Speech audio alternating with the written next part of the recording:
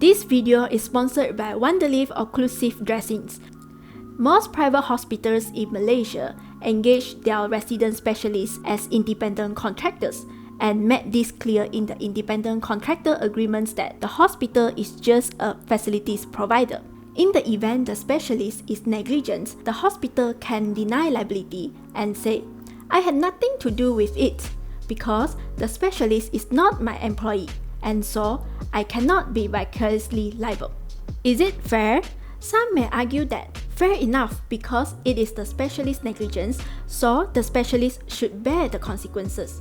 Others would say that when a patient is admitted into a private hospital, the patient comes under the care and custody of the hospital. Hence, the hospital has a positive duty to protect the patients. This is supported by the Private Healthcare Regulations 2006, which basically says a private hospital is not just a facilities provider. The treatment and care of the patients is also an integral part of the hospital. This duty to protect is a hospital's non-delegable duty of care, and this concept was explored in the English case of Woodland and Swimming Teachers Associations and others, where a student suffered brain injury during a swimming lesson. The school was found to be negligent for breaching its non-delegable duty to ensure that the swimming lessons were carefully conducted and supervised, even though the swimming lessons safety was outsourced to an external lifeguard agency. The Supreme Court laid down 5 requirements that must be fulfilled to establish if there is a breach of non-delegable duty of care by the hospital. First, the patient is especially vulnerable or dependent on the protections of the hospital against risk of injury. Second, there is an antecedent relationship between the patient and the hospital. By virtue of such relationship, the patient is placed under the care and custody of the hospital. Therefore, the hospital assumes a positive duty to protect the patients from risk of injury. Third, the patient has no control over how the hospital chooses to perform its obligations towards the patient. Fourth, the hospital has delegated to a third party a function which is an integral part of its own positive duty, and the third party has performed such function. And fifth, the third party has committed a negligence act. With all that out of the way, we can finally look at today's case.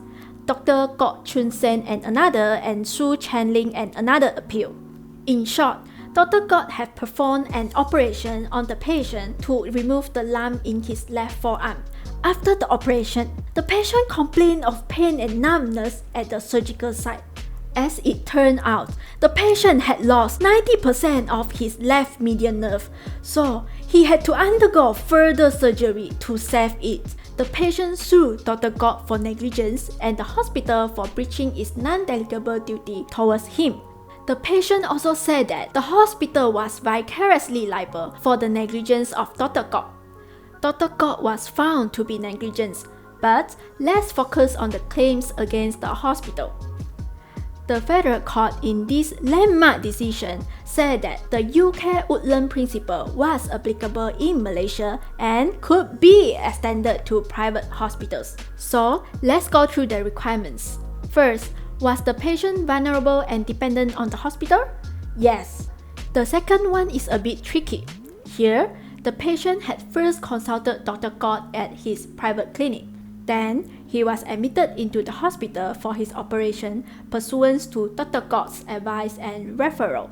The only negligence act was Dr. Gok's operation. So, the court held that the hospital had never assumed a positive duty to protect the patients from injury. And with this, requirements 3, 4, and 5 did not have to be considered. And so, the court held that the hospital had not breached its non-delegable duty of care towards the patients. Now, what about vicarious liability? The Federal Court said that if Dr. Gok had a relationship similar to employment with the hospital would be vicariously liable. According to Dr. Gok's practicing agreement, Dr. Gok is an independent contractor who practices in the hospital on a non-exclusive basis. He has the right and freedom to render his medical services in the hospital without undue interference. He can freely use the facilities of the hospital to treat his patients. He can charge the patients professional fees for his consultations and procedures. He would not receive any salary from the hospital. In return, he is required to hold clinical sessions and on-call rotations in the hospital. He would also pay administrative fees to the hospital, and the hospital would also provide backup services for him.